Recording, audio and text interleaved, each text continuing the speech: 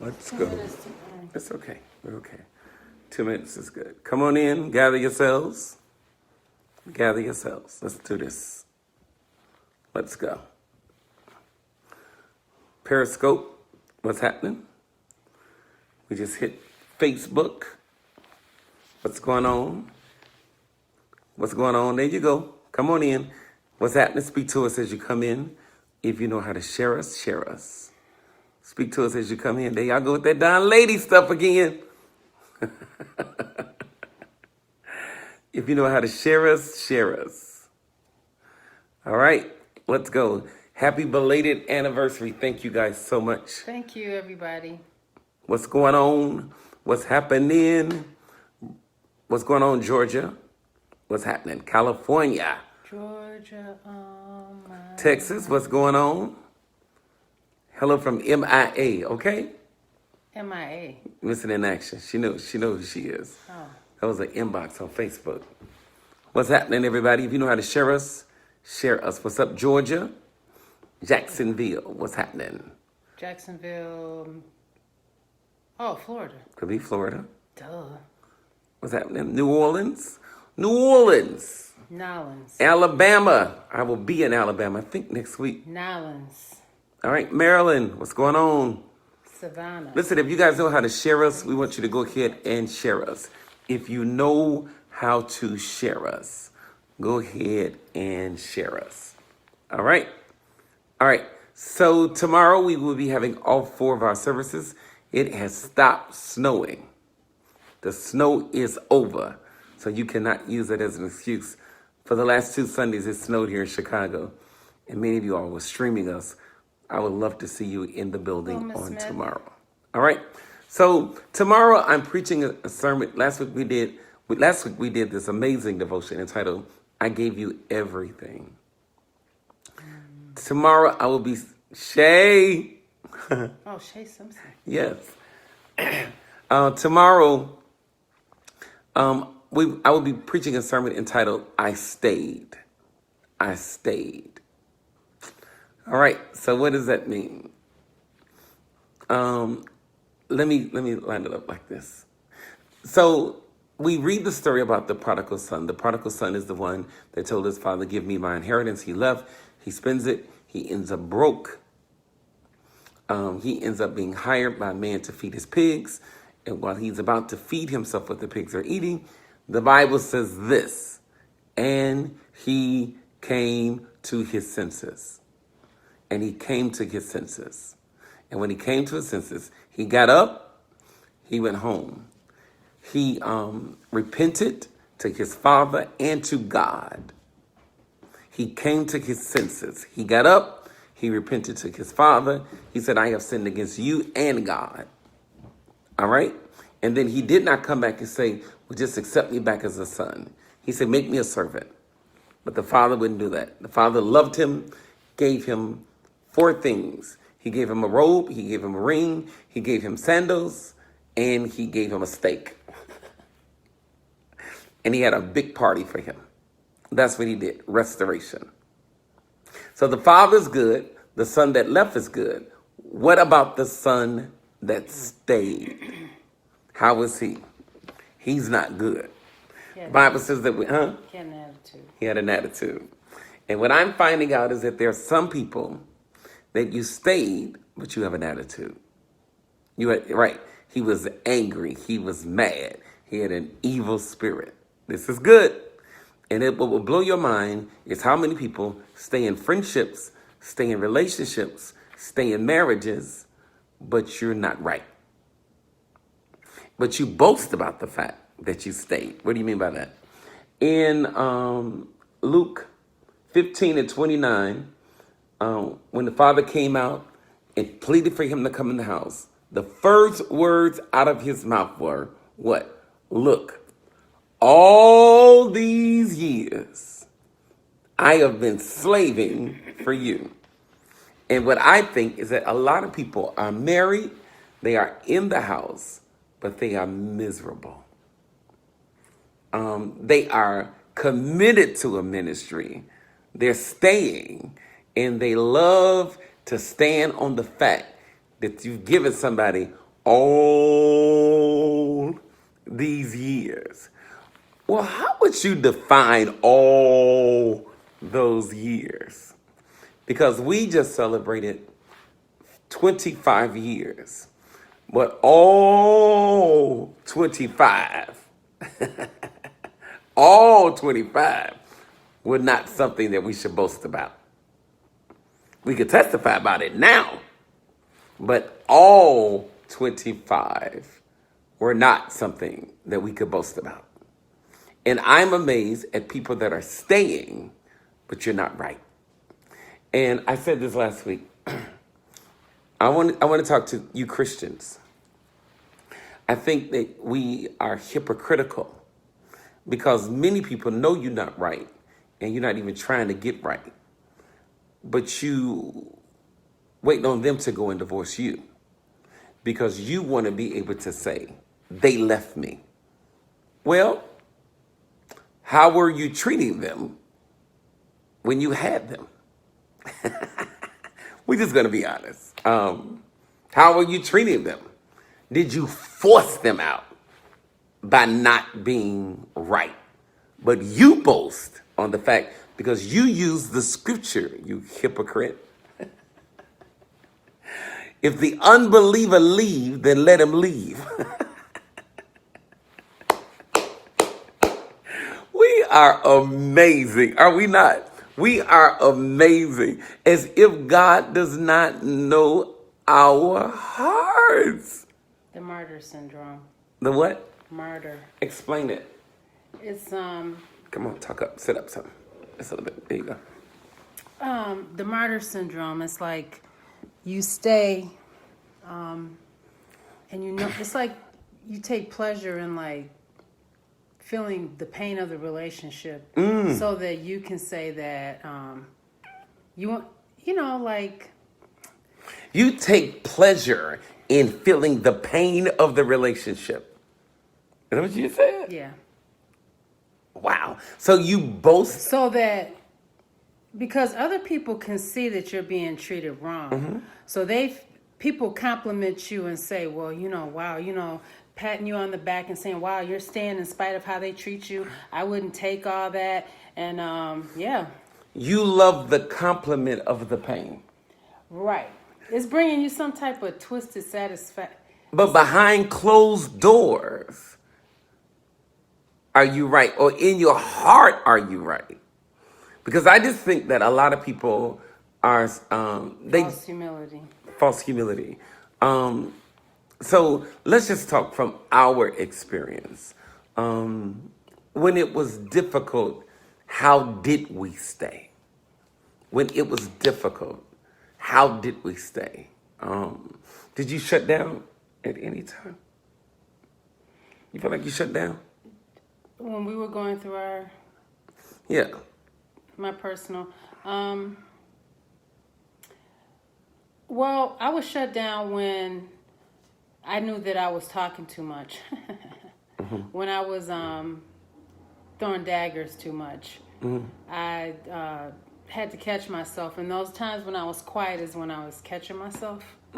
Is when I shut down. Because I had to get control of my flesh. Right. But I mean, like, did you shut down on me?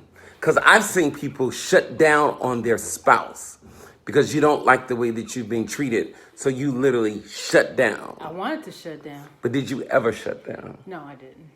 You never shut down. I did not shut down. I didn't shut down from showing you affection. I didn't shut down from marital things. Okay. You don't want to go there. All right, so I want to go there because I've seen people shut down and say, well, I'm not sleeping with you anymore. But you want to boast about the fact that you stayed, but now you're in separate bedrooms. You stayed, but now you're not supporting them. You stayed, but you don't cook for them. You stayed, but you don't make love to them. You stayed, but you treat them like crap. So how dare you boast that you stayed? But how are you staying? That's the key. How are you staying is so key. I can honestly say, and this is grown folks conversation right now, all right? For those of you all that are married Kiss bed. and you stay, but you deny them sexually. You deny them sexually. And then you say, if you're going to get it, you're going to get it. You're going to do what you want to do anyway. But what are you doing? Let's get our eyes off them. What's up, Sherry? How are you handling them? You're staying, but you're verbally abusive. You know, I don't want to tear my house up. I don't want my kids raised by somebody else. That's what he say. But then when you're in the house, what are you reflecting to your children? For everyone that has children, I say to you, you are teaching your children what marriage is like. You are teaching your children what a husband is like. How are you, right? You are teaching your children what a mother or what a wife is like. So how are you staying? All right. So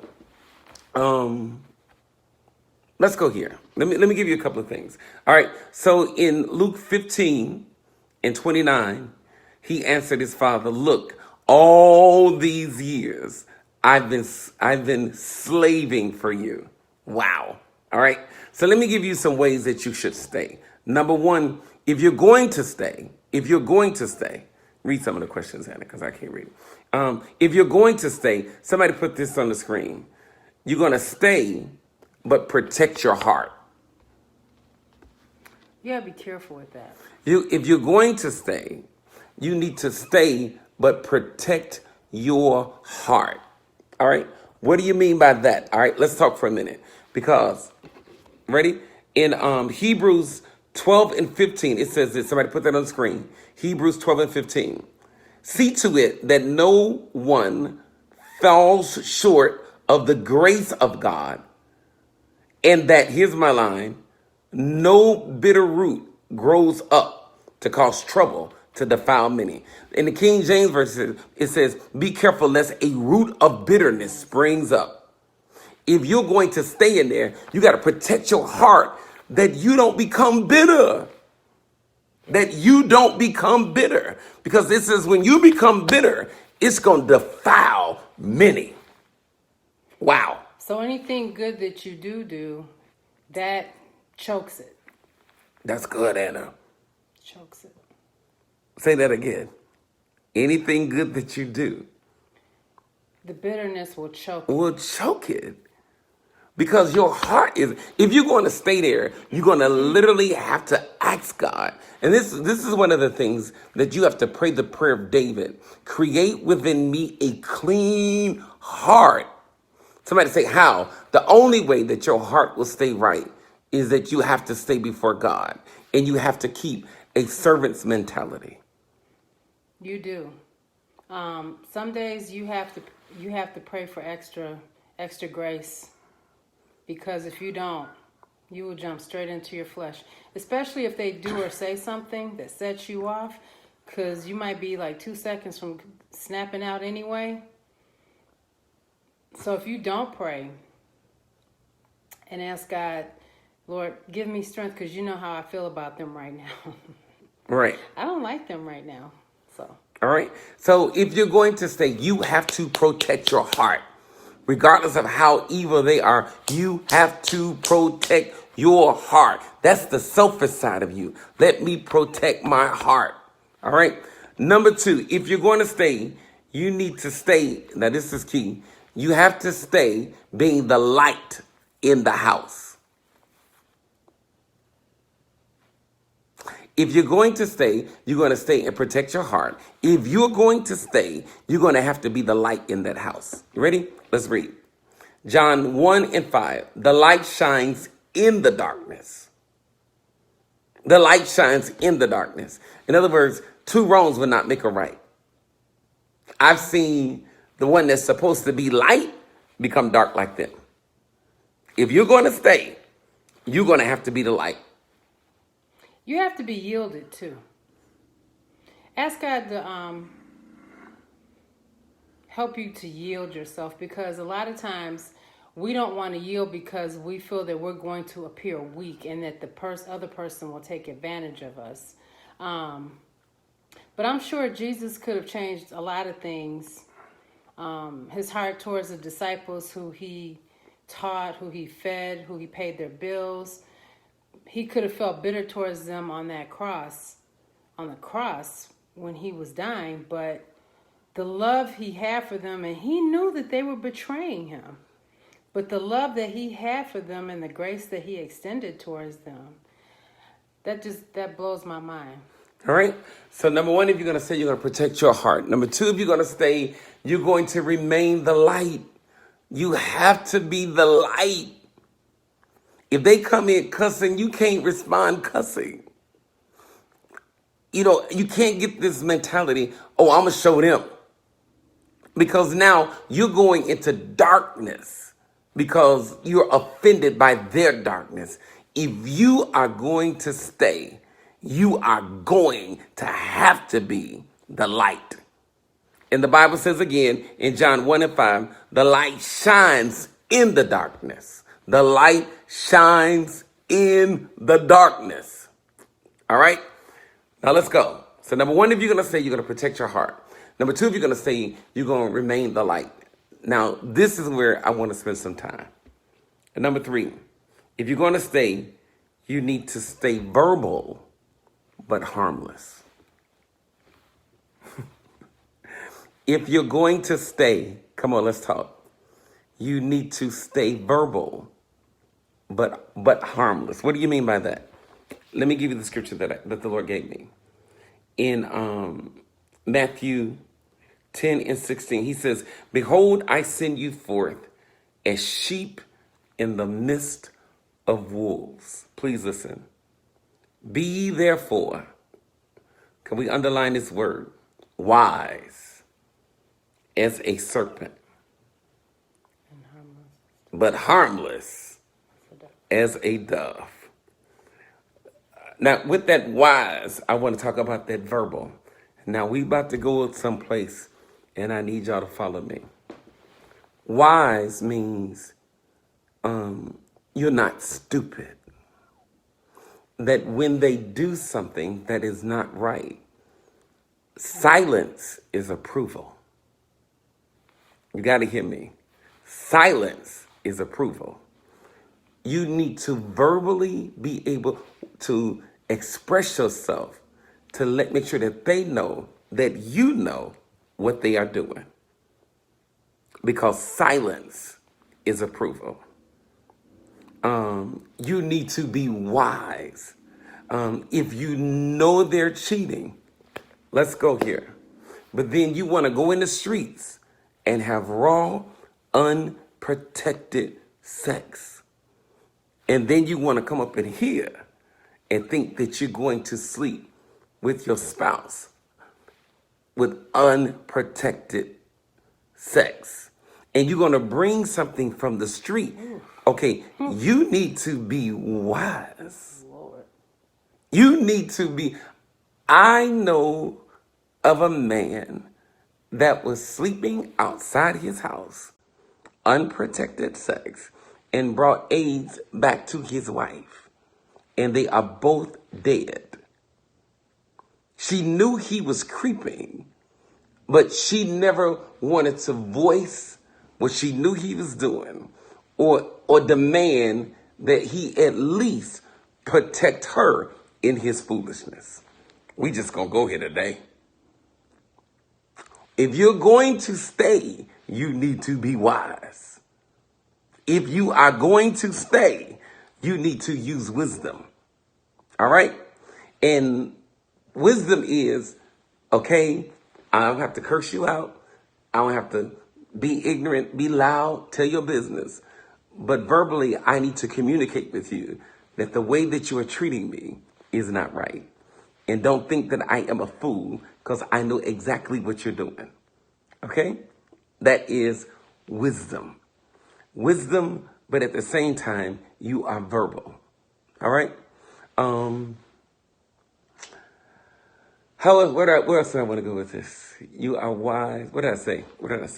Last one. You're verbal, but you're harmless. So let's go here.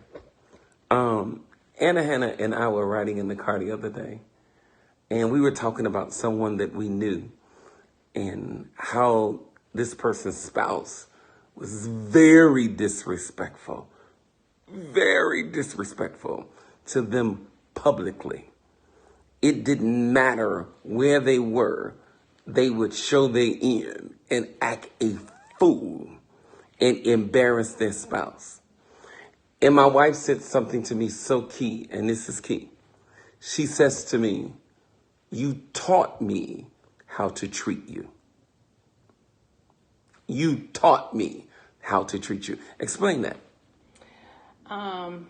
Well, I have a tendency sometimes where I can get, well, I don't do it so much anymore, but The old you.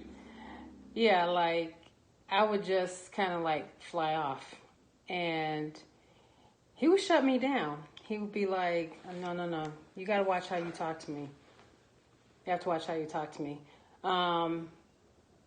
And when it was something about the way he stood up for himself that made me realize I can only go so far with you. So that taught me that I can't talk to this man any kind of way. And to be honest with you, I don't know why I even tried. I really don't. I don't know. I don't know. I honestly, maybe it comes from the point that I was going to show him how strong I was so that he would never hurt me. Say that again. I was being, I'm going to come and get you first so that you'll know that it's not going to be so easy to hurt me. And then I had no desire to even come and get you. Well, I'm in chill mode. Right.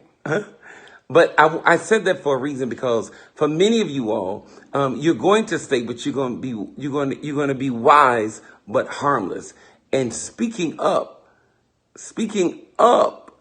does not make you unwise. Does not make you a monster. Remember this: it is never what you say. It's how you say it. It is how you say it. Please remember this: in silence is approval. If you don't say nothing when that thing is wrong, that means that you have stamped that thing for approval. Now watch me. I want you to listen to this. A monster, when you bring it up, even if you come as wise as a serpent and as harmless as a dove, a beast will blow up. And basically, that is a bullying spirit that will try to shut you down, that won't allow you to expose or basically acknowledge they wrong. But you have to remain wise and harmless. And then when they say, "See what I'm saying? See what I'm saying?" No, I don't see what you're saying. I need you to hear what I am saying. Please, guys, get this. Because I am watching people not say anything. And when you don't say nothing, you keep validating it. You keep validating it. You keep validating it. You keep justifying it. And basically, it's okay. I was talking to someone that when their spouse comes home, they don't take care of their kids.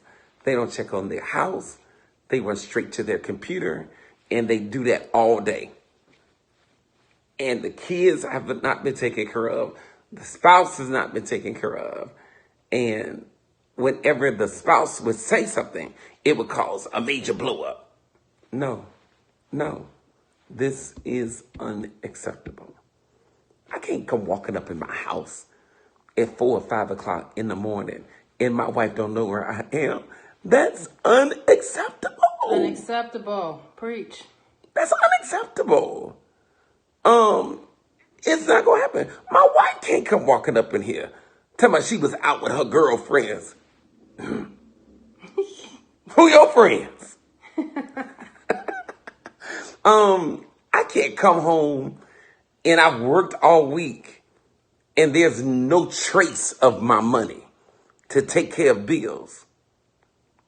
I'm gonna be wise. I'm gonna be harmless, but I'm gonna make sure you understand what you're doing. All right? So, again, if you're going to stay right.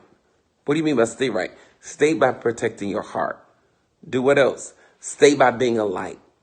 And how else? Stay being verbal, but harmless. Stay by being verbal, but harmless. All right? And now I want to say this to some of you all, because some of you all, you are the one that stayed. You're the son that stayed, but you can't be angry. You can't be bitter. You got to stop boasting. I mean, at least I stayed with you. How did you stay though? You gotta make them wish you had left. How did you stay? Right? So remember those points, guys. That's our word for you all today. Tomorrow, I'm going to take this thing in another direction. And I'm going to show you three things that we use to stand on to make us think that we somebody when we not right. You got to hear me. I want to be right. I want to be right. I want to be a right pastor. I want to be a right husband. I want to be a right friend. I don't want to be an evil person that justify my food. How would you apply this same topic towards your parents? What do you mean by that? Wow. Like, what do you think you mean by that? How would you apply the same topic towards your parents? Like, if your parents, you feel that your parents wronged you, like say for instance, and they get older or whatever, and they need you. You're taking care of them, but you're like, you have an attitude while you're doing it. I know of a person that was molested by their father, and their father still tries to make them feel as if they are right. No. I am going to be wise. Wow. I'm going to be verbal, but I'm going to be harmless. You are a molester. You touched me, and you never should have touched me. And as your child, I'm still going to love you and take care of you, but you are wrong. I'm not going to let you act like you are right. You're not right. So again, it's never what you say. It's how you say it, but protect your heart. All right? Any other questions for us? I'm a widow now, but if God bless me with someone, good stuff. Read Anna, just in case. I want to be right. I want to stay right. I want to stay right. That's it. So what if you're in a friendship? But I want to bring up. What do you do when you stay and you don't feel any emotions towards your spouse? Wow. That means you've become numb. That bitterness has got in there. Yeah, you're numb. You're numb. I've had to pray several times for God not to let bitterness sit and stay in my heart. And when I got divorced from my first marriage, a friend said something very key to me. She was a Christian. I wasn't a Christian yet. She told me, she said, Anna, she said, you need to pray. You need to ask God not to let you become bitter. And I didn't understand that because I'm thinking, I felt justified. I was like, what do you mean? I was the one that was done wrong. But I got it after a while, because had I let that bitterness sit there, it would have grown. Mm-hmm. And when love finally did come into my life, I would have never been able to receive it if I hadn't forgiven him and let him go. Okay, so let's say, how do you deal with someone that has a self-righteous spirit? That was the son that stayed. The son that stayed. Listen to the sermon tomorrow. Tomorrow, I don't want to get into it, but the son that stayed had a self-righteous spirit. This one I want to address. This is, what if you stay out of fear from abuse? I say be safe. That's all I'm going to say.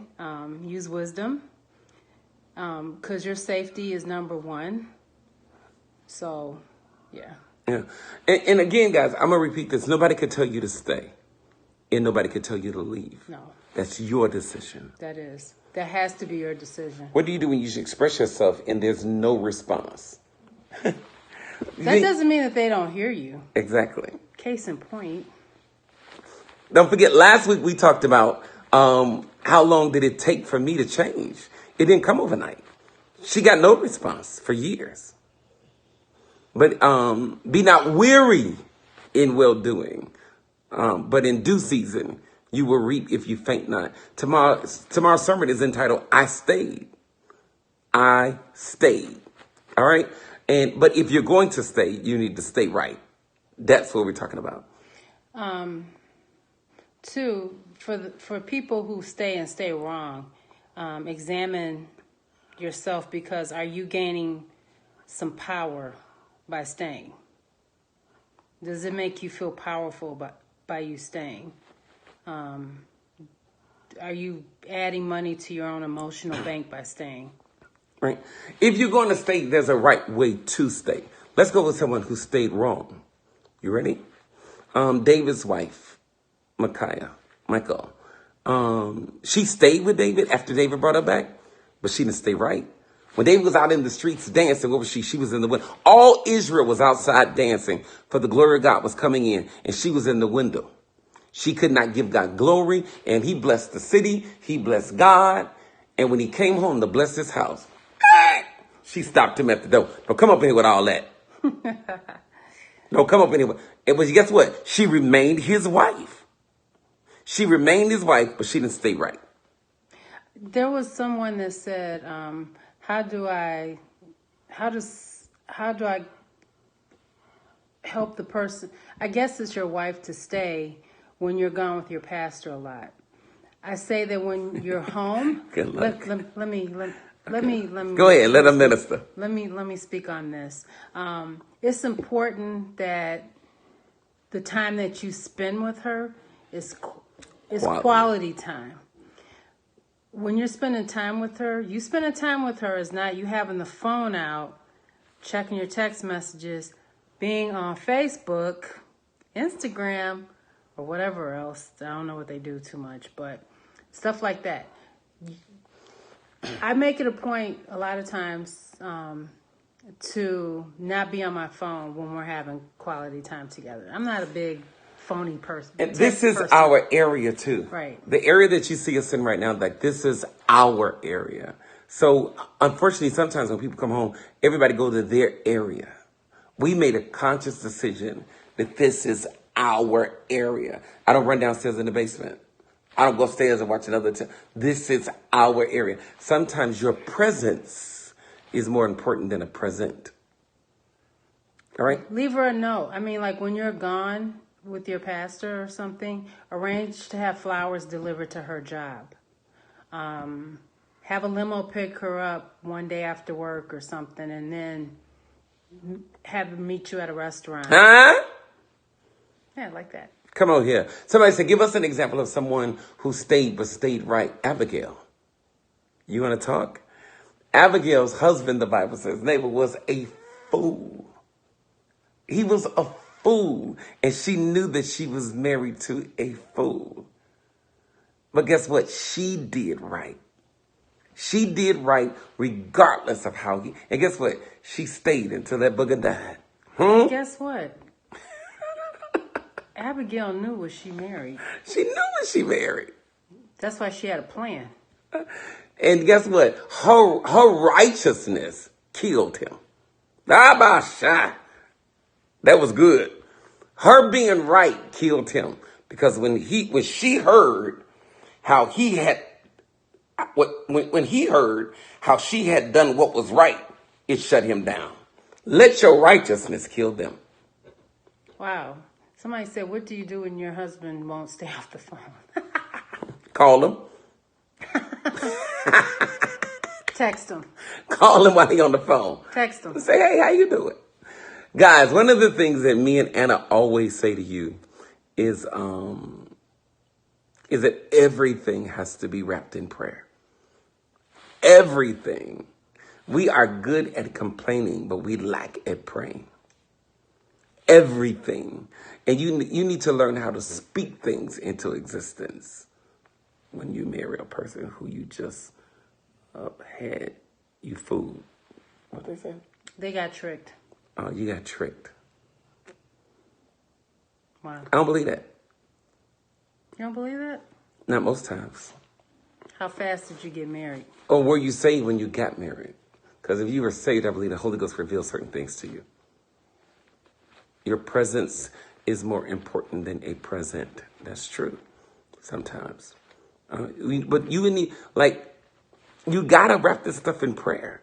And just because you prayed about it one time does not mean that it's going to change immediately. Right. Just because God didn't answer you, within an hour, doesn't mean he's not going to answer you. You may not like the answer. All right. So again, I stayed. That's what I will be preaching tomorrow. Listen, guys, if you don't have a church, if you've been sitting at home, won't you come up, get up and come be with us tomorrow, 7:30 on 78th and Dobson, 9:30, 11:30, and 1:30 at the UIC Forum on the corner of Roosevelt and Houston. Please, guys, those of you that are married here, I am begging you, if you are going to stay right. Stay right. Stay by protecting your heart. Okay? Protect your heart. All right? Your thing went out. Bring it back up. When you always feels like the outsider. Wow. You always feel like the outsider. Outsider in what? In the marriage. Guys, sometimes you got to teach people how to be married sometimes. Yes, you do. You got to teach people. Some people need to be taught how to be a spouse. Because some people enjoy their singleness so much when they're single that they have to learn how to be married. You're right. How did I know Anna was the one? 'Cause she let me be me. She never stopped me from doing what God had called me to do. Like literally. Like she literally stepped into my world and wrote it out with me. Let me speak to the wives whose husbands are in ministry. As long as they're doing it God's way and are in ministry for the right reason, and you know that God has called them, be patient with their busy schedule because it's not going to last always. And guess who's going to be there when everything else fades away? You, Jesus first, and then you. Yeah. Someone says, I do believe in premarital counseling. I believe that if some couples go through a honest premarital counseling session, it would bring a lot of things to the light. Who is this calling you mama? Speak, mama. How do you teach I think that's respect. I don't think that's... How do you teach someone how to be a spouse? Some people don't know. So there's certain things you taught me how to treat you. You give them spousal tips on what you need. I told you all before, I did not grow up in a house that I saw my stepfather kiss my mother on his way out the door. I didn't grow up in that kind of environment. I did not grow up in a public display of affection environment. So guess what? When I got married, I was that person. My wife taught me certain things. You can't walk out of this house and not kiss me or come in and speak to me. Or one time, you don't even know this. One time, we had just really gotten married, and one day, I looked up, and he was gone. I was like, did he speak to me and I just missed it or something? And then I realized that he hadn't said bye to me, or I'll see you later. He hadn't even said see you later. He just left the house. I was like, he just left the house and didn't speak. That's crazy, right? That is crazy. But guess what? I was single for 29 years. Which means what? I was used to walking out the house whenever I felt like walking out the house. I'm gone. And I ain't gonna tell nobody I was gone. I just walked out the house. Guess what? Taught. But taught how? With the right spirit. Because what did I tell you? You're going to stay, but you're going to be verbal but harmless. And remember, too, there are certain patterns and certain behaviors and habits that you bring over from your parents. But that doesn't mean that they're right, and it doesn't mean that they're good habits. So. All right. And at the same time, listening to one another. Like listening to one another. Teach each other how to be the spouse that you need. Like teach each other how to be the spouse that you need. All right? And listen. All right, guys. I got to go. Love you guys. Pray that we said something that helped you. If you are, if this was a blessing to you, we want you to repost this on your page. If you know someone that is married that this might help them, like you know somebody that is in a marriage and they get mad and they going off, send this to them. Send this to them. Say, just sit down and listen to them. Listen to this. Because number one, if you're going to stay, you're going to protect your heart. Number two, if you're going to stay, you're going to be the light. Number three, if you're going to stay, you're going to be verbal but harmless. You're going to be wise in this thing. All right. All right, guys. Perfectly, we said something. Listen, if you got that strain in your house, meet us tomorrow. What up, William? If you got that strain in your house, meet us tomorrow. If you're married and that thing is rocky right now, meet us tomorrow.